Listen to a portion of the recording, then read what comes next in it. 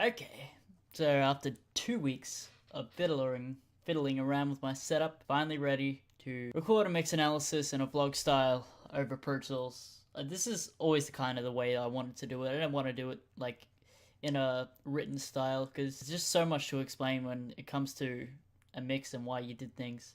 I did have to settle for a mono output though, so you cannot hear the panning inside of the mix, but I think the reason why things are panned are sort of self-explanatory all the time. Like for example, this is all my drums, and I have it panned just relative to the drummer. So we get the toms on the side, hi-hats to the left, and so on and so forth. And I got my two guitars panned all the way left, all the way right, and yeah, all basses in the middle. It's pretty self-explanatory, so I'm just gonna go through all of the processing I did.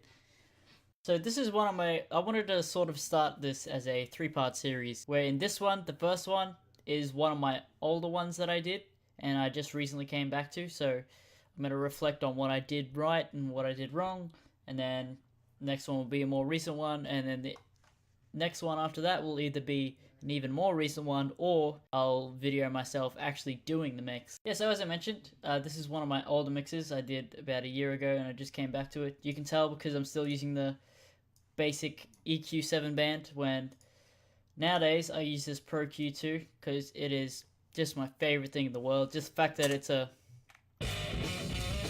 spectral analyzer as well. Yeah, I'll start at the drums. So I'm a big believer in shaping your EQ.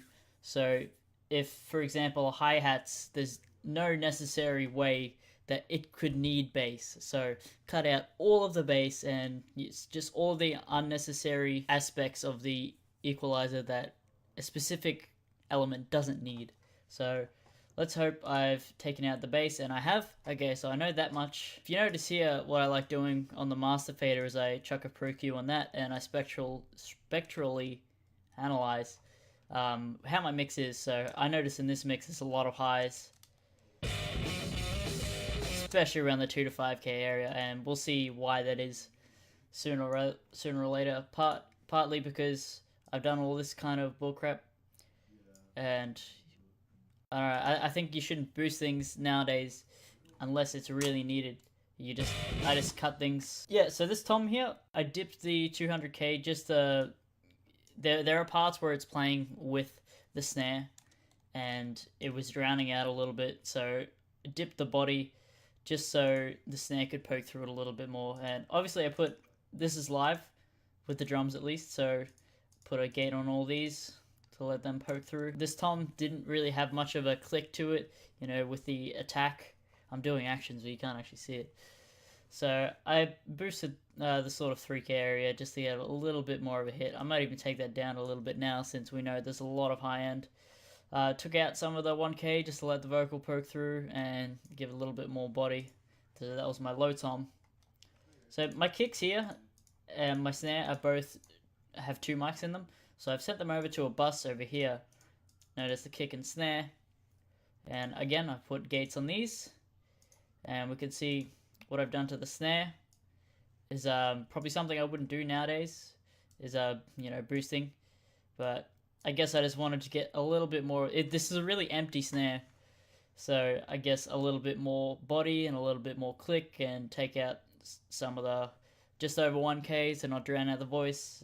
This is very basic stuff that I used to do. It was all sort of a template. But now we can see a little bit more advanced when it comes to the kick because I came back to it. So this kick had a really nice click. Actually, I should be showing you parts of this. So, all right, let's have a look at this snare here. Yeah.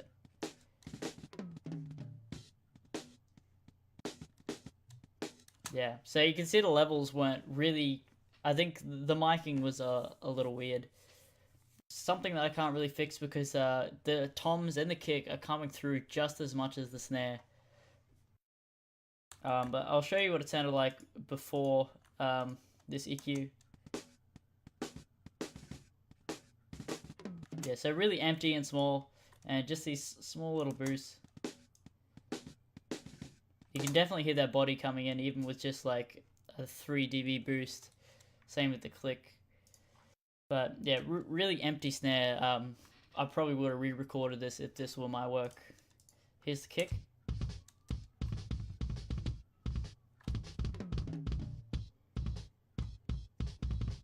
Could maybe even there we go. I just needed to put that expander up a little bit because the kick is louder than the toms, so the toms don't need to be coming through. But here, you can hear it has a really nice click in it. So I did this little boost here at the 5K range just to boost it up a bit. And again, with the shaping, the kick doesn't really need any mids, so we'll leave that for room for guitars and the voice in that, so I just dipped it. It had a really weird ringing here. A really just muddy ring that is sort of the space where I want the bass to be anyway. So this is the way I sort of shape. I want the kick to be sort of 50 to 100. That's why I boosted it there. And you'll see in the bass, I've actually dipped out sort of around this 50 to 100 range. This is so that they can both be heard in their respective fields. You know, if I just kept these flat, they would both be trying to be fighting for that sort of area. So we shape it so that they can show up in the sort of respective places. And BF76, I love this compressor. It's a free compressor. You can get it pretty much anytime you want, but it just really makes things sound a lot fatter and in your face. I've put this attack to 3. Not a super fast attack because we want the hit to come in and then be compressed after that. Yeah, we'll move on to these cymbals here and we can unmute them. Again, a gate. Not a gate on the cymbals and the overheads, probably because you don't need them. Yep, just a basic hi-hat, low, taking out the lows because you don't need the cymbals. So this is probably half the reason why there's a lot of high end. I did not need to boost it 6 dB. Like a tiny bit of boost would be nice, especially when I've got overheads here as well. I guess I've taken some of that out. Didn't want too much of the ringiness to come in.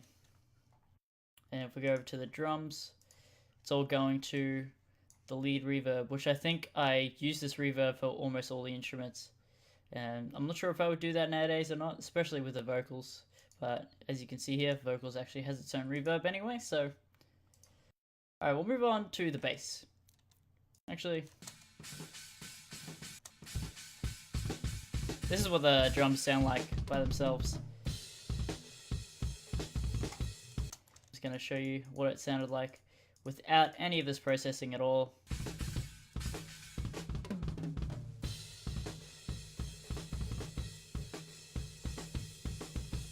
So you can tell there's a lot of very conflicting frequencies there, so this just cleaned it up a whole bunch. Again, the recording artist in this probably wasn't too experienced when it comes to drum miking, but that's okay. We'll move on to the bass now. The bass, as you can see, has been just butchered because the player, to be honest, not that great.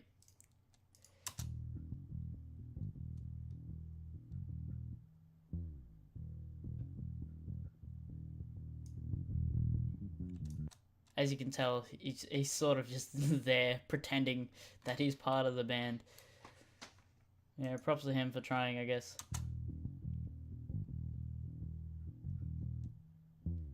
It had a really, really high click. Yeah, if I bypass this, you can hear it. And it was coming through a sort of a percussive instrument, and since it's out of time, it was really messing with the beat of the song. So I just took out all that high end because I didn't want this to be a percussive instrument. So I just wanted to have a low rumble. I mean, you can't take out all of the highs, so I left it there. Put a compressor on it. Super fast attack this time because we did want to compress down the attack. We wanted it to be just a bass instrument and not a percussive sort of slap bass, just because he was horrible at playing it. And chucked it through an amp here just because it was very clean, and this is a very, if I play the whole mix,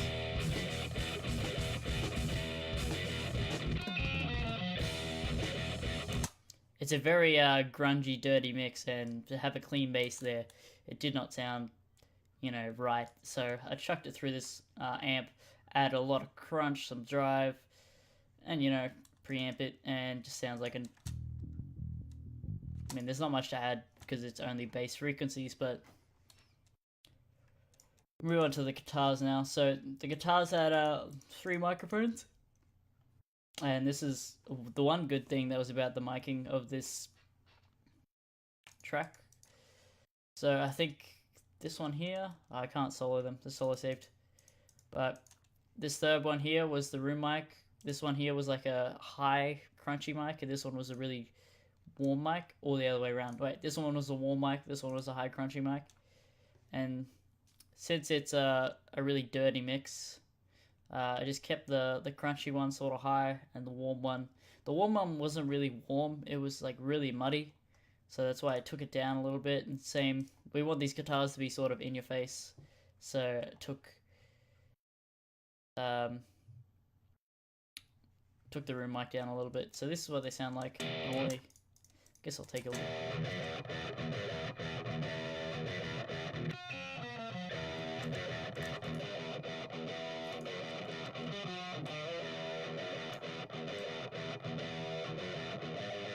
Yeah, these were really muddy, so I just the kick and the bass are here already, and the bass is creating a lot of low rumble, so we don't want to have too much of an influx of that.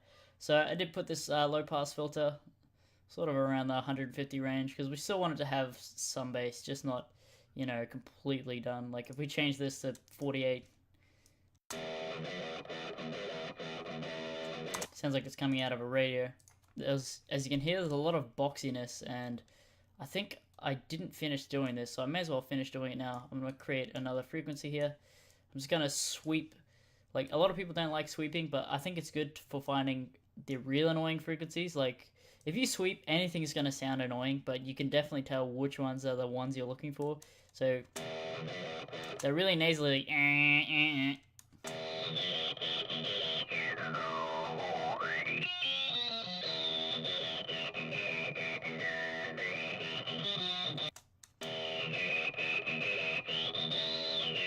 I think that's it there.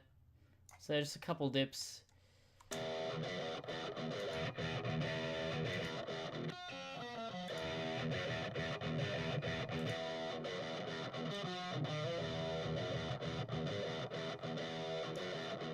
Yeah, so by themselves they sound pretty scratchy, but once you pair it with the bass, it gives it that low end again. So this is how I sort of always mix my bass and my guitars. The bass is sort of the back end of the guitar, and you sort of want to make them blend to sound like one really big fat guitar instead of 2 different instruments. Alright, chucked it through a compressor, just because I like doing that with guitars, makes them sort of seem up in your face. This compressor is not too heavy because we're going to compress it again as it comes out of the amp. Goes into an amp just because I didn't like the way that I just don't like the sound of these guitars, the way. So yeah, just made them sound a lot less crunchy, and like not less crunchy, but a lot less, nasally.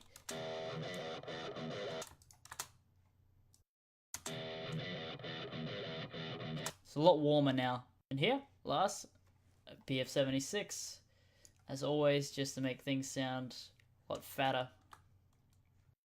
And that I love. You can immediately hear the difference, and this is why I love the BF76. That's alright, and then it's just as soon as I turn off the bypass, it sounds a lot fatter. P-H-A-T. I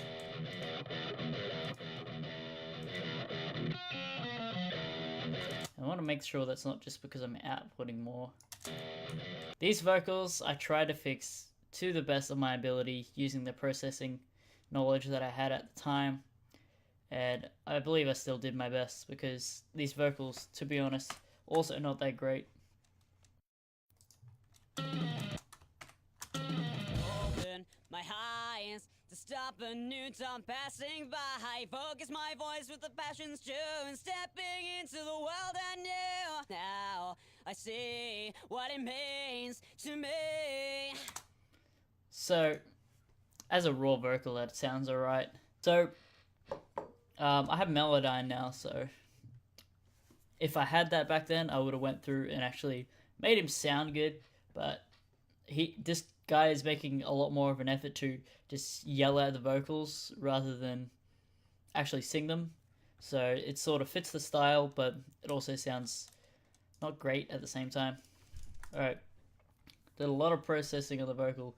Alright, so we've got a compressor coming out of the EQ right now, and that is just to fix the dynamics of the vocals. You know, vocals is one of the most dynamic instruments, and you almost always want to put a compressor on it just so that, you know, some things don't get lost in the mix, or some words. Same with the de-esser. I don't think he recorded with a pop filter because there's a lot of pops. He probably did record with one of the live mics, like one of the Shure live mics, an SM58 maybe. But there's definitely a lot of pops in there, and definitely a lot of just S's and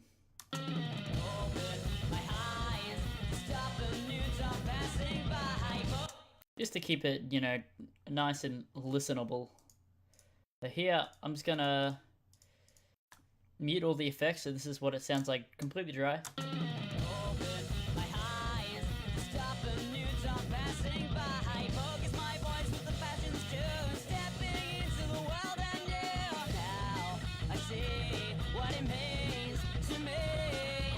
So his voice is actually sitting well in the mix, so I just had to make it sound good. And you know, reverb, delay, chorus, this was like my go-to triple vocals. I wish I could have layered the vocals because it does sound a bit empty, but it's a video for another time. So but I chucked a multi-chorus on it for when the chorus actually pokes through. Let's find where it is.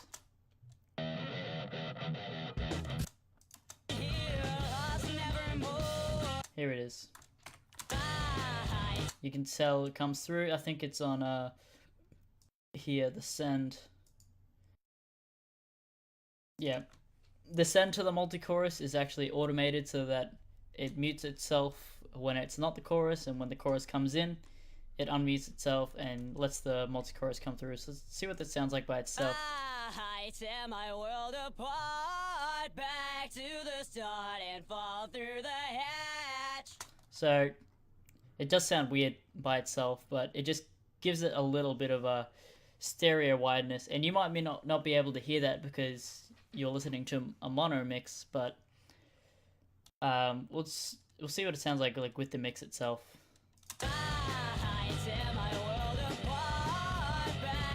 I just like the vocals sounding a little different and a little bigger in the chorus. Especially in this song, it's hard to differentiate where the chorus is. Alright, next we go into a delay. This is a long delay, I'm fairly sure, or is it short? Yeah, it's a long delay, so it doesn't start the delay until the vocal is actually finished talking, so it is just there to fill space between the words and to make it seem like he's singing in this big arena.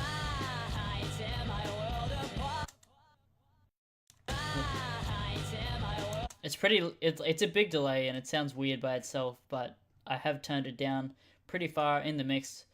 That way it's not gonna overload anything. And lastly, this reverb. Again, just like a big arena reverb. I just wanted to make his voice sound a lot bigger than it actually was.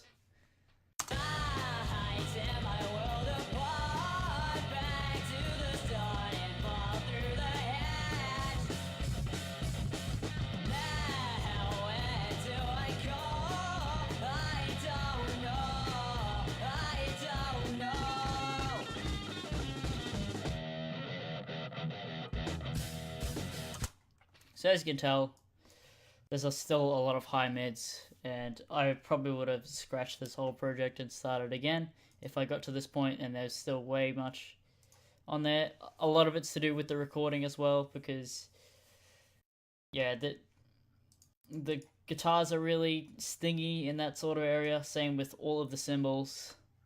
And there's nothing much I could really do. I've done as much as I can. It would have been a lot worse without all this processing. But lastly, what I do just as a sort of basic mastering, so I grab this Maxim here. I put the ceiling to -0.3. A lot of people do 0.1, but I feel that it somehow still peaks for me when I do that. So I just like to have a little bit more cushion there. And since this is a really dirty sort of live sounding mix, we can push it down a little further than normal. If it was a nice clean mix, I probably wouldn't have went further than 5 here, or maybe a little bit more, especially if it's a dynamic mix and you don't want that much compression. But this one needs to be way up in your face, and since it's dirty anyway, just kept it up at 8.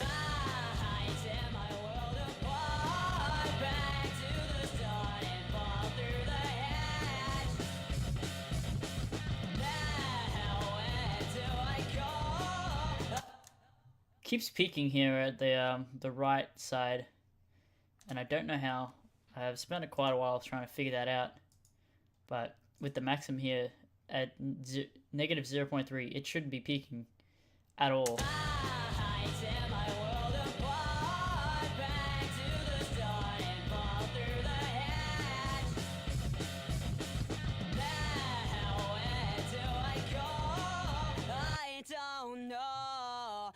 The dude sings pretty well in the chorus, but that's pretty much it. For the next one is going to be a newer mix of mine, probably one of my most proud mixes that I've done so far. It's for the title track of my upcoming EP, Break the Momentum, the song titled Break the Momentum, and I'm gonna break apart that mix. That mix is a lot bigger and has a lot more processing in it, and the video's gonna be a lot longer, but it's got some really good processing in it. I don't know how to end these things. So, that was an old mix from me. The next mix analysis will be a newer one and a lot better. So, that's it for me for this video. Catch you later.